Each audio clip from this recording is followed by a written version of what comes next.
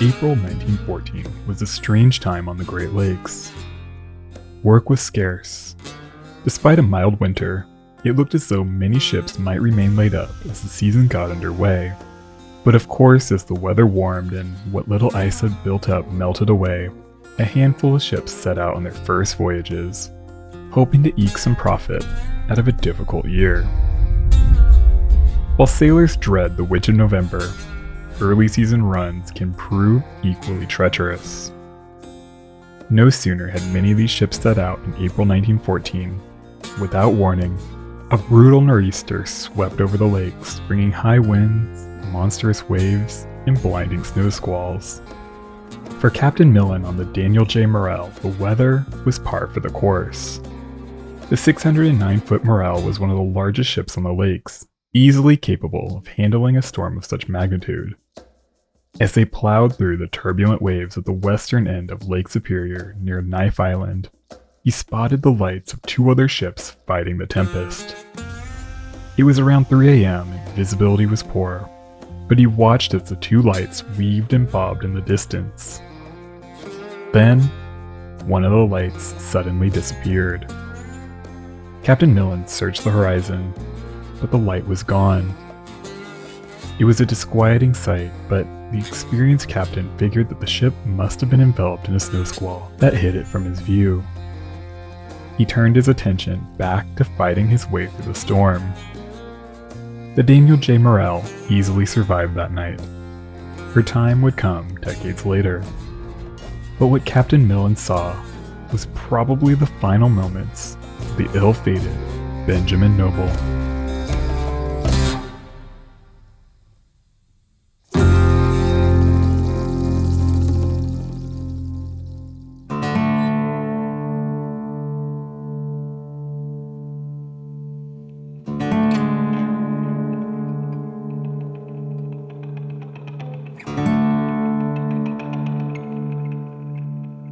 John Eisenhart, or Johnny as his friends and family knew him, spent more of his life on the lakes than he did on land. His father and grandfather worked on lake freighters, and when he was a child in Milwaukee, he spent most of his free time at the docks. He took the first job that he could and worked hard to earn his master's certification when he was just 26 years old. While serving as first mate on another bulk freighter, he only narrowly survived when his ship sank near the Manitou Islands. The only man to make it off the ship alive, he drifted for hours in a life raft before he was rescued. This brush with death didn't deter him. After 5 years of serving as a first mate on various other ships, he was elevated to captain at just age 31, the youngest master on the lakes at the time. His first charge would be the Benjamin Noble. Built by the Detroit Shipbuilding Company in Wyandotte, Michigan, the Noble was launched on April 28, 1909. She was constructed for the Capital Transportation Company, their only vessel. Designed to traverse the canals of the St. Lawrence Seaway, the Noble was a modest freighter even when she was built.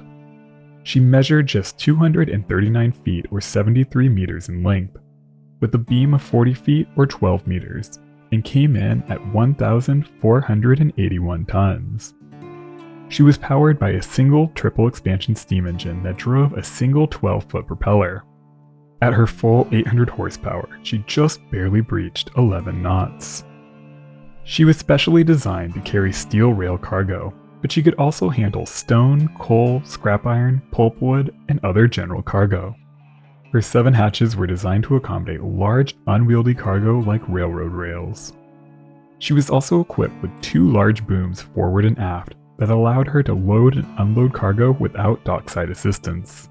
Her forward and aft deckhouses were elevated, and her spar deck was uniquely low, leaving her with very little freeboard when fully loaded. The Benjamin Noble was built to be a workhorse. And like all ships on the Great Lakes, she was frequently pushed to her limits, but for the first 4 years of her short career she performed well. As preparations began for the 1914 season, there was no reason to believe that the modest freighter should encounter any real problems, especially as the mild winter hinted at a long and hopefully profitable season.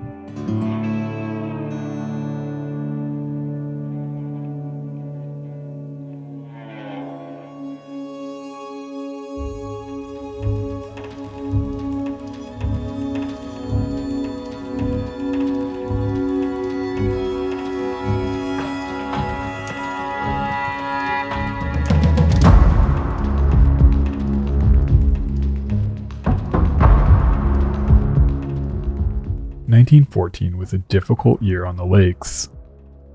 Before the Great War, the United States economy was in recession. The downturn hit the Great Lakes region particularly hard. Hundreds of thousands of sailors, dockhands, and factory workers were all out of work in the spring of 1914. The reduced demand for iron, coal, and limestone left many of the large bulk carriers in limbo, their captains waiting to hear if their ships would come out of layup or if they would sit out the season entirely. For others, an early start seemed like the only way to eke a profit out of what looked to be a year of losses. For a modest ship like the Benjamin Noble, this offered an opportunity. Too small to efficiently carry iron ore or stone, she was well suited to carry materials and goods still needed all over the lakes. Railroads needed to be built and maintained no matter what. By early April, the Noble was brought out of layup and prepared to start the season. Her new captain, John Eisenhart, was eager to prove himself when he pulled his freighter into Conneaut, Ohio on April 16, 1914. A long line of railroad cars filled with brand new rails from the Cambria Steel Company were waiting to be loaded onto the Noble. Their destination was Duluth, Minnesota, at the other end of the lakes. Captain Eisenhart was horrified when he looked at the long line of fully loaded train cars. He remarked to a dock worker that it looked to be enough cargo for 2 voyages. But the Noble's managers were eager to deliver as much as possible on this first trip and stressed to the young captain that a speedy delivery would be critical to ensure a successful season with many repeat orders. The moment the Noble was secured, loading began. The rails were loaded in layers separated by wooden blocks to prevent shifting. Fortunately, rails tended to be a fairly stable cargo. But with each new layer, the Noble settled deeper and deeper into the water. As the ship's freeboard dwindled, Eisenhart's anxiety grew. Ultimately, he had the final say in how heavy his ship was loaded. But he was new on the job, and times were hard.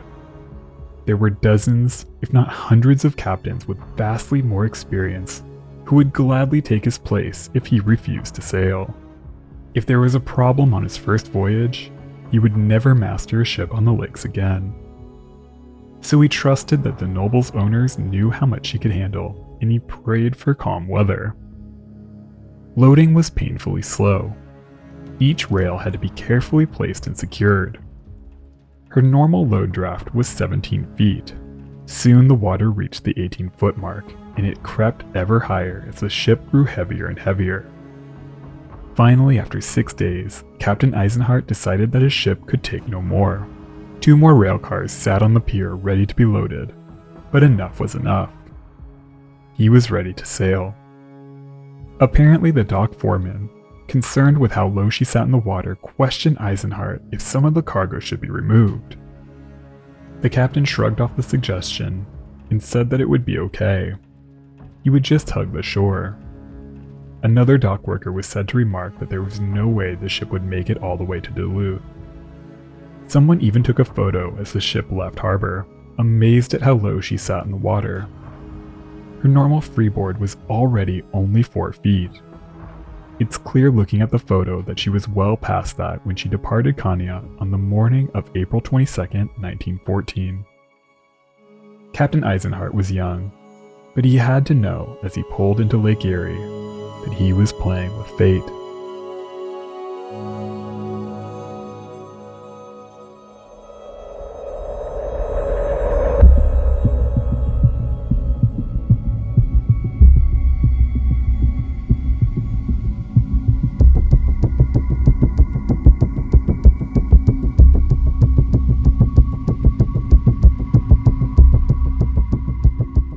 If he had any concerns about his overloaded ship, the weather Captain Eisenhart encountered as he sailed west on Lake Erie likely set his mind at ease. While the Benjamin Noble moved slowly due to her heavy cargo, the first several days of the voyage were smooth and peaceful. But when they reached the Sioux Locks and waited for their turn to enter Lake Superior, rumors began circulating that stormy weather lay just over the horizon. However, no official gale warning was issued until after the Noble passed through the locks and began her voyage up Lake Superior. Almost as soon as the freighter crested the horizon, warning flags were hoisted over the weather signal towers at the locks. Had Captain Eisenhart seen these warnings, he would almost certainly have retreated to his safe anchorage. Instead, on the evening of April 25th, the Benjamin Noble sailed north, having no idea what the lake had in store. The modest lumber carrier Norwalk followed close behind as the two ships passed through the Sioux and ventured across Lake Superior. Captained by Frank Goodrow, the wooden-hulled freighter was roughly the same size as the Noble, coming in just a few feet longer. But importantly, the 1,007-ton ship carried a significantly lighter cargo. As he made his way up the lake, Captain Eisenhart's heart sank when a wall of mist overtook the Noble. As his barometer fell, the mist and fog turned into heavy rain. His worst fear had come true. The Benjamin Noble had stumbled into the heart of a brutal nor'easter. Soon, massive following seas pushed the Noble forward with huge swells that smashed into her stern and washed over her decks. Chief Engineer A.C. Cozier fought valiantly to maintain level revolutions as the ship's propeller lifted in and out of the churning water. Few could have anticipated the ferocity of the storm. Full gale-force winds lashed at the eastern coast of Minnesota, easily surpassing 60 miles per hour. Trees and power lines came toppling down. In Duluth, storefront windows smashed open and small structures collapsed. In Superior, the trestles holding a coal-loading machine buckled, sending the machinery crashing down onto the ship dock below. Wind and waves knocked out the southern light marking the entrance to the Duluth Canal. A keeper who raced out to restore the vital light was swept away when a wave smashed over the pier. Without the vital light, the tricky canal entrance was nearly impossible to navigate as ships raced to Duluth for safety. A ship called the Minneapolis, loaded with shingles and lumber, only barely made it out of the harbor when the storm hit. Forced to turn back, the shingles loaded on her deck were washed away as swells swept over the ship. As Duluth came into view, her captain was horrified to see that only one light marked the canal. This was the same situation that doomed the Mataafa only a few years before when she crashed into one of the piers, hopelessly stranding the massive freighter. Now the captain of the Minneapolis had to make a guess. Was he looking at the north or the south light? Fortunately, he guessed correctly, and the Minneapolis made it to safety in the sheltered harbor. But the Benjamin Noble and the Norwalk were still miles from safety. It was clear to Captain Goodrow on the Norwalk that the Noble was having a more difficult time navigating the storm. While the lighter Norwalk lifted and fell in the waves, the heavily laden Noble smashed through them. By the afternoon of April 27th, the Norwalk overtook the struggling Noble, but the two ships remained within sight of one another. But sometime in the night, the Noble vanished from view. Captain Goodrow had to hope that his companion was simply lost in a squall. Just before dawn at 4:30 a.m. on April 28th, the Norwalk finally limped into Duluth. Captain Goodrow assumed that the Benjamin Noble would arrive only an hour or so later. But as the sun rose and the hours passed, his heart sank when the Noble failed to appear.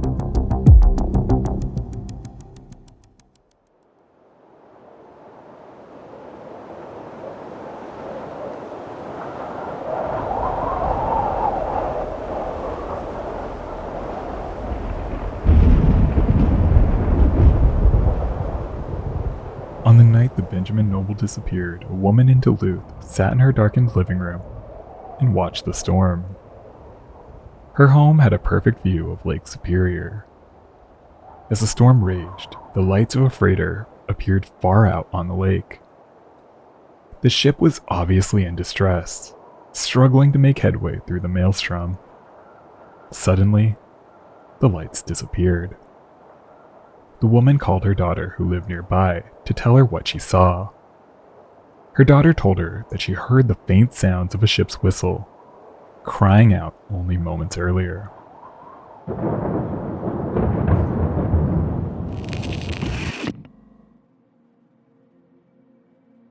The sighting was quickly connected to the missing Benjamin Noble. The extinguished light at the harbor entrance was immediately blamed. When the storm knocked out the kerosene lamp marking the southern pier of the canal, the harbor entrance became a death trap. Captain Patterson of the Minneapolis, who risked it all in his dash for shelter that night, posited that Captain Eisenhart might have been faced with the same dilemma. But instead of taking a chance on the narrow, unmarked channel, he turned back to the lake, where his ship was eventually overtaken by the storm. But other sightings placed the ill-fated freighter several miles further up the lake. In the early morning hours of April 28th, Captain Millen of the Daniel J. Morrell spotted two distinct sets of lights struggling near Knife Island. This was around the time and place that Captain Goodrow of the Norwalk overtook the Noble. Not long after Captain Millen spotted the lights, one disappeared in the tempest. Another captain on a steamer called the Lakeport also sighted what he thought was the Noble, sailing 5 miles behind him near two harbors. He also saw the light disappear. All of these sightings would suggest that the Benjamin Noble never made it to Duluth, and the extinguished light played no role in the disaster. All of these captains were faced with a ferocious storm that seemed to come out of nowhere, and they were all way too far away to be sure that the disappearing lights meant disaster. In low visibility, trapped in the vortex of a storm, another ship's lights can appear and disappear with the changing weather. They wouldn't have been able to investigate or render assistance. This was also just before radios became more common, so most ships had no way of calling for help. The Benjamin Noble was on her own. If there was any doubt that the Noble ran into trouble, the coming days would make her fate painfully clear.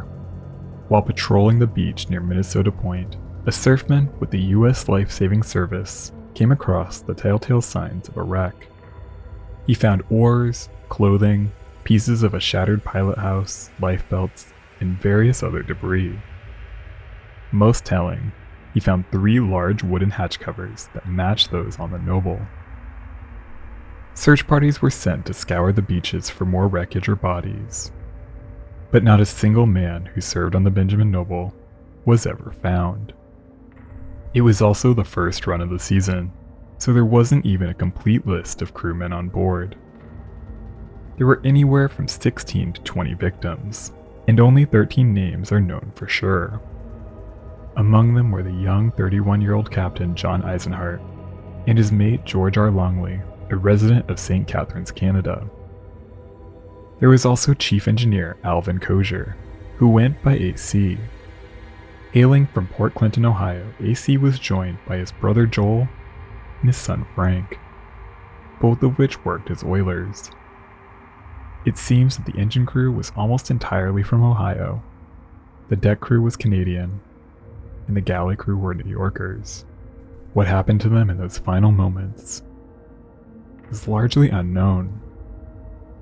And for nearly 90 years, the Benjamin Noble was completely lost to Lake Superior.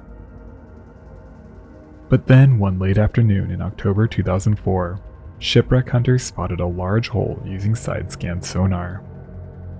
They soon confirmed that the wreck was the Benjamin Noble, sitting 306 feet below the surface, almost exactly where Captain Millen of the Morrell spotted her lights go out 90 years before. The wreck offered a harrowing look into the freighter's violent final moments. Her bow probably hit the bottom with tremendous force, carving a 60-foot swath into the mud. Her hull is almost entirely buried, but what's visible shows extensive damage. Her aft deckhouse had imploded, another sign of an abrupt and violent end. While it's impossible to say with any certainty what exactly doomed the Noble that night, when a less capable ship like the Norwalk managed to survive, the condition of her wreck does support the theory that she was overloaded. Interestingly, the Benjamin Noble carried 2,900 tons of cargo. She was actually rated to carry 3,000. On paper at least, she probably could have accommodated the final 2 rail cars of cargo that Captain Eisenhart refused back in Conneaut. but all signs suggest that he had already taken on more than his ship could realistically handle. But he had no choice. His managers only cared about profit. The men who delivered it were not important. Not long after the noble's disappearance, John Eisenhart's sister received a letter that he had sent to her from the Sioux on April 25th. In the letter, Johnny told her that he was afraid for the final leg of the voyage. He was frightened because he knew that his ship was dangerously overloaded.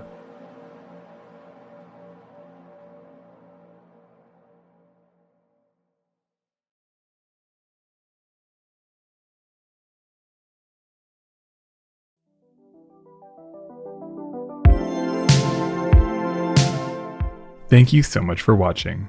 If you enjoyed this one, support the channel with a like, comment, and subscribe if you haven't already. I'd like to give a special shout out to my supporters on Patreon and my channel members. Their support helps keep the channel afloat.